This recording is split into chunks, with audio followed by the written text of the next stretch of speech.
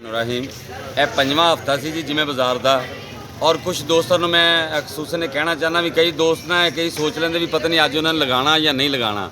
ਇਹ ਇਨਸ਼ਾਅੱਲਾ ਤਾਲਾ ਤਾਂ ਜ਼ਿੰਦਗੀ ਇਹ ਚੱਲਦਾ ਰਹੇਗਾ ਔਰ ਮੇਰੇ ਦੋਸਤਾਂ ਦੀ ਕਾਵਿਸ਼ ਨਾਲ ਇਨਸ਼ਾਅੱਲਾ ਤਾਲਾ ਇਹ ਆਬਾਦ ਵੀ ਰਹੇਗਾ ਔਰ ਚੱਲੇਗਾ ਵੀ। ਔਰ ਮੈਂ ਇੱਕ ਕਹਿਣਾ ਚਾਹੁੰਦਾ ਦੋਸਤਾਂ ਨੂੰ, ਜਿੰਨੇ ਵੀ ਦੋਸਤ ਅਹਿਬਾਬ ਮੇਰੇ ਦੂਸਰੇ ਸ਼ਹਿਰਾਂ ਤੋਂ ਆਏ ਨੇ, ਮੇਰੇ ਸ਼ਹਿਰ ਤੋਂ ਆਏ ਨੇ, ਇਹਨਾਂ ਦਾ ਮੈਂ ਦਿਲ ਦੀ ਗਹਿਰਾਈਆਂ ਤੋਂ ਸ਼ੁਕਰੀਆ ਅਦਾ ਕਰਦਾ।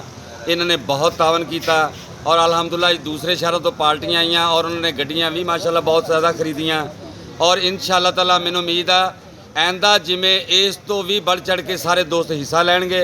और मैं अपने दोस्तां शहर वालों नूं भी मैं कहा कि तुसीं आओ, तुहानूं मैं इंशाअल्लाह ताला वारे दीयां गड्डियां लैके देवांगा और अच्छे दामां ते मैं गां वेचांगा भी तुहाडीआं। तुसीं एक दफ़ा मौका दिओ, इत्थे आके देखो निज़ाम नूं, अगर तुहाडे पास आवे तो तुसीं बिल्कुल काम करना।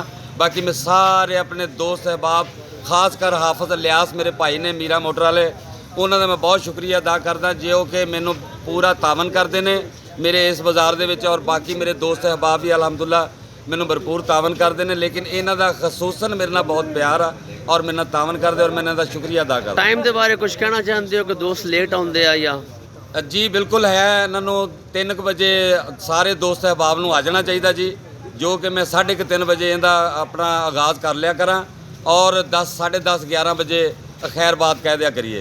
उनकी वजह तो फिर लेट टाइम हो जाता जी। तो खसूसन मैं कहना चाहना अपने दोस्तों भी 3 बजे पूरे पहुँच जाया करन जी।